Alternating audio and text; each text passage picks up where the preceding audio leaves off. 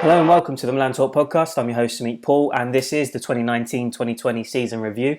In today's pod, I'll be running through a coach's review, I'll be picking my player of the year, and I'll be recalling some of the highs and lows of the season, as well as giving it a rating out of 10. Plus, I'll be going through some of your opinions and views with a number of polls and questions on Twitter.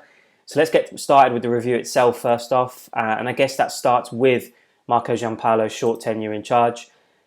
Now, casting our minds back to last summer in pre-season, I did feel as though there were some positive signs under him. There was signs of his style of play, the identity that he wanted the team to play with, and we picked up some decent results. And I thought there was some optimism after perhaps eyebrows were raised with the decision from Maldini and Boban.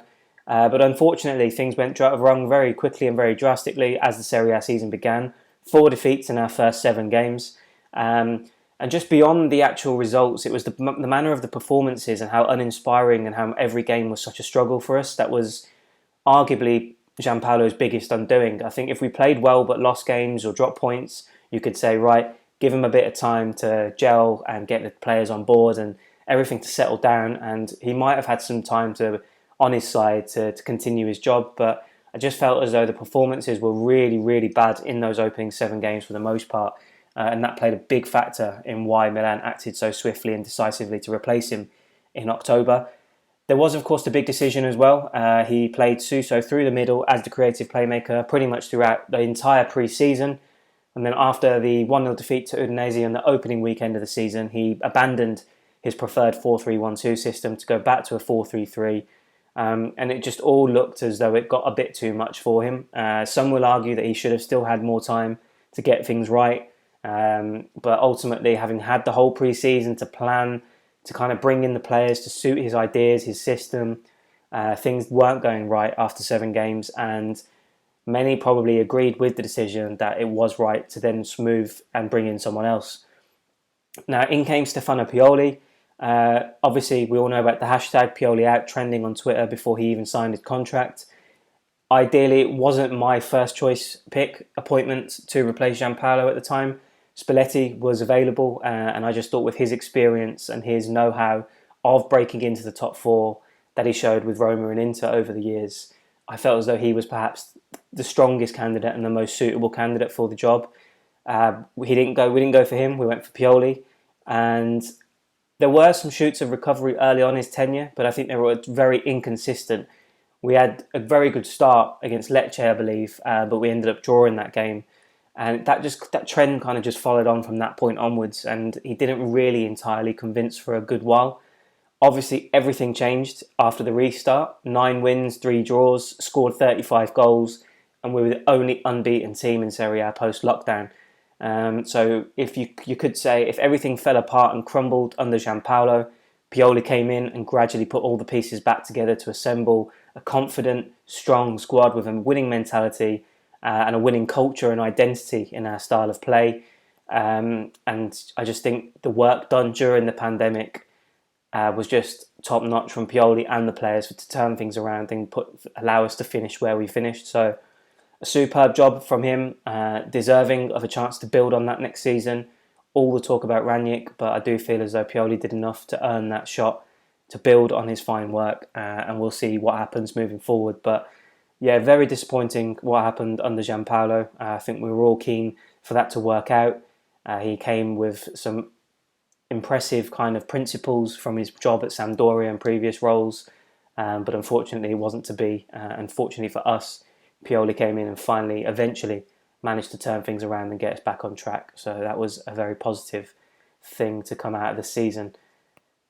In terms of my player of the year, we'll go through the poll on Twitter shortly, but there's so many options. There's Dale Hernandez's impact at left back.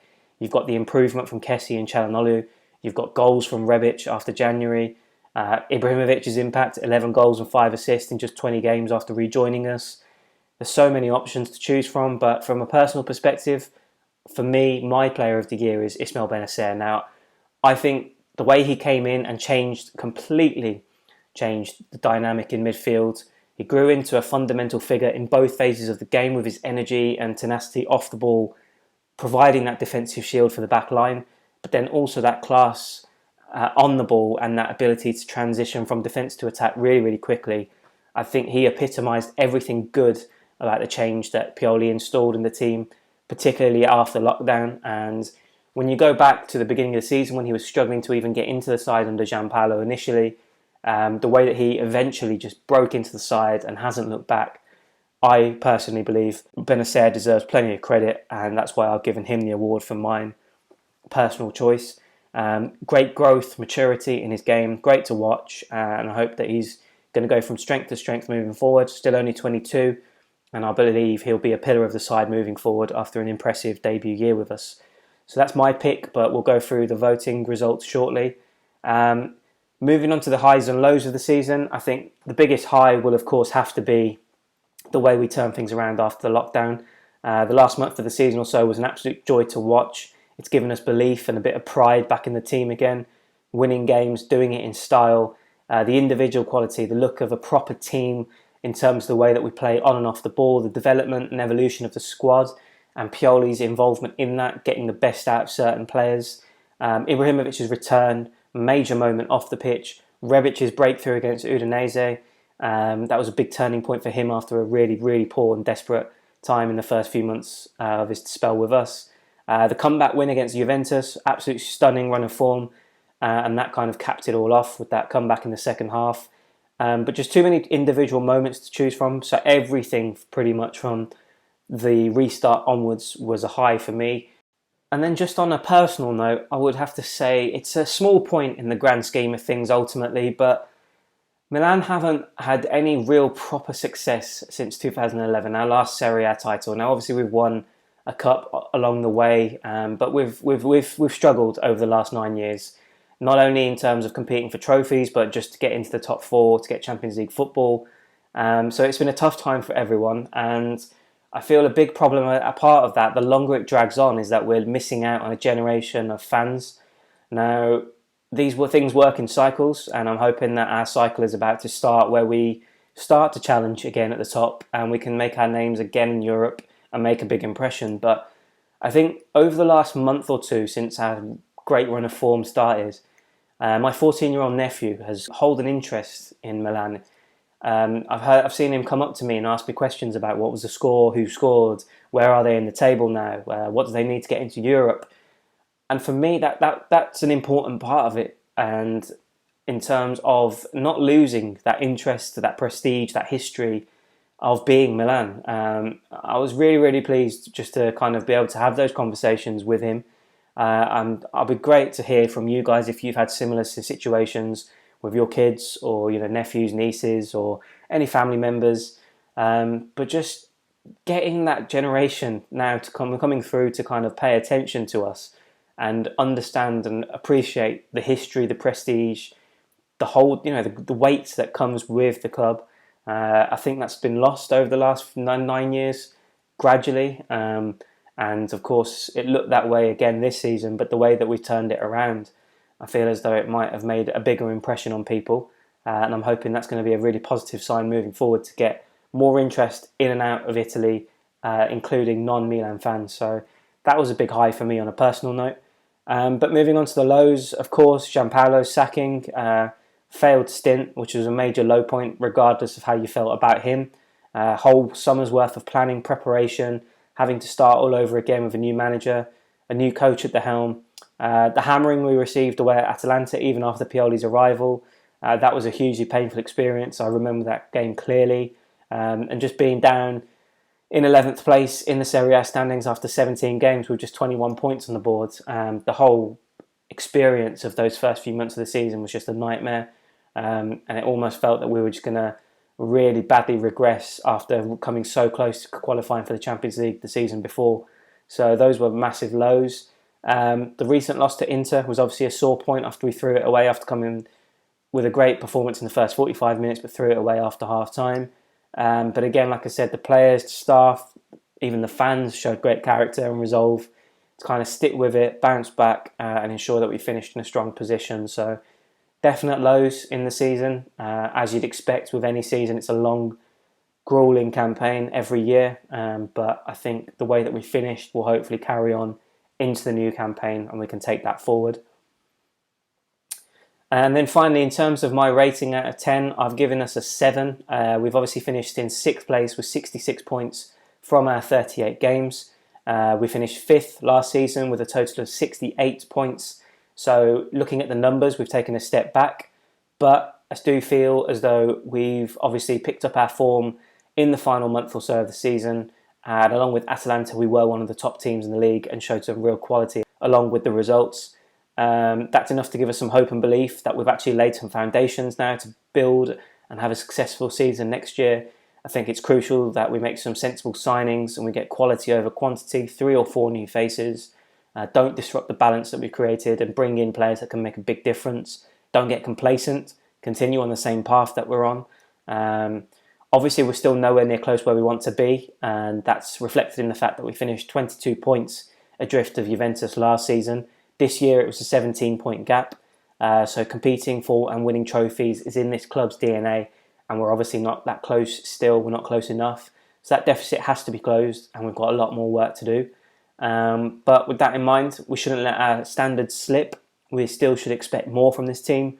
And so while many perhaps would give a better rating out of 7 for the last month or so of the season, and I think you're absolutely right to do that, for me, I simply think we can't be content with just a good month or so. We need to show that level of class and relentlessness to win across an entire campaign to earn the 8s, the 9s, the 10 out of 10s. So hopefully we'll see that next season. But for me, it's been a good year. The way that we finished, particularly, obviously, have turned it around. So I've given us a solid 7 out of 10. So moving on to some of your thoughts now. Marvin Diaz, he says, I think people are associating our success too much with Ibra. He was good, but I 100% say it's because of the formation change. Am I the only one? Marvin, you're not. Absolutely not. I think Ibra played a massive, massive part in it, but that's only a small factor in the bigger picture. I think Pioli's influence, Çalhanoğlu, Kessie, players like that stepping up, the impact of new signings maturing and developing, Benacer, Theo Hernandez, and the 100% the system change was an absolute game changer. The 4-2-3-1 looks like it fits us perfectly. The personnel that we've got players in their preferred roles, and we have actually got people fitting into certain positions on the pitch for a change. And I think that's been a huge factor behind it. But Marvin goes on to give us a 6 out of 10. He said, we sucked before the break. Ending strong doesn't make up for a weak race. And 100% agree with that. Again, like I said in my own rating, you can't just take the last month of the season in isolation and mark us for that. It's a whole season, and definitely there were some very, very low moments before the break. So 100% agree that 6, perhaps I've given a 7, maybe lenient. Let me know your thoughts, but 6 or 7 out of 10 is a good shout. Borriolo Dami at Borricanes, rating 8 out of 10. His high for the season was an unbeaten streak. Theo's runs up the field and beating Juventus. The low was not beating Inter, that draw with Spal and hiring Gianpaolo. And Borri asks, would you keep Leao? Also would love to hear your opinion on if we can challenge for the Scudetto next season. I would keep Leao. As you will have known from my tweets throughout the season, I've not been impressed with him at various points. I without doubt believe that he's a talent, he's a top talent, he's got great potential, and we perhaps saw more of that towards the end of the season with his impact off the bench. So his talent and his potential is not in question for me. It's more about his attitude and mentality to actually become great, not just a good player that can just give you a spark when he's on the ball. I want to see more from him off the ball. I want to see more of a team player, and I think there's a lot more growth for there to be had. I think Pioli knows that, and he said such in his interviews constantly over the last month or two, and it'll be down to him to get the best out of Leao now moving forward. But yeah, certainly I'd keep him, but I wouldn't get too carried away with just the flashes of brilliance. I think we need to see much more from him if he's going to be that guy. So hopefully we'll see that growth and maturity and development in his game next season. In terms of challenging for the Scudetto, I'm going to say maybe. I know I'm probably sitting on the fence. I would say no, in the sense that we've still got a massive bridge to gap. 17 points is a lot, and we need to show this kind of consistency throughout a 38-game season, which we haven't done for a long, long time now. But there's certainly signs that we can, based on the last 12, 13 games of the season. If we pick up from where we left off and build on that and improve and bring the right players in, then certainly I think we'll be up there for the top 4 without a doubt. But we need that kind of experience from Ibrahimovic, Kaya, and others that have been there and done it to kind of guide us through a whole season and make sure that we're up there challenging at the end of it. I think one big factor is obviously Sarri being sacked and Pirlo coming in at Juve. I think that gives everyone a chance because you don't know what you're going to get from him. He could be absolutely brilliant in the role. He could get the best out of Ronaldo again. He could gel other players and get the best out of them. And he could just kind of play a Zidane at Real Madrid role, if you like, where not taking anything away from his tactical know-how and his intelligence and knowledge, but you can kind of see that kind of replication of that at Juventus, given his inexperience. But ultimately, I think it gives everyone a chance, and I really do hope that we're up there, but it's a big ask, and hopefully we're up for the challenge, especially if we can bring the right players in this summer to improve the squad. Just a couple more points. At Milanista forever, a solid 8 since the restart, the only undefeated team in the Serie A, third best defence, and I believe, and they were always scoring 2 or more goals in a game. Again, can't disagree with that because the restart form was so good, but I've just knocked them down a little bit because of the form before the restart. Akora Popo, 8. When you end a season without having a revolution in mind, it's a good sign. That is certainly true. Okay, so moving on to the season awards. First up was the player of the season, and there wasn't an outright winner in this as such because of the way in which I held the poll on multiple tweets. What I will say is that Ibrahimovic, Theo Hernandez, Simon Kaya, Rebic and Benacer and Donnarumma, in fact, were the top choices. I think if you're looking at a share of the votes, Theo was definitely up there. He definitely had a massive share of the votes, and that also counts for Ibrahimovic. Can't dispute those choices. Both very, very strong candidates, but as I said earlier in my piece on the review, I think Benacer for me was the game changer in midfield, so I've given it to him. In terms of the best signing of the season, Ibrahimovic got 41.1% of the votes. Benacer came in second place with 33.5%. Theo Hernandez third with 18.4% and Rebic with 7%. 11 goals, 5 assists in 20 games after he rejoined us. You can't argue with that. Certainly was a very, very important signing for us. The most improved player compared to last season, Calhanoglu won that with 59.2% of the votes. Kessie came in second with 38.2%. Castillejo with 2.5%. And again, it was a toss-up for me between Kessie and Calhanoglu. I've got to say, props to Frank. I think he made a massive leap this season in his more suitable role in that two-man double pivot in front of the defence. So I've got to give him a huge round of applause for the way that he's turned it around and really, really come on this season. But again, same for Calhanoglu.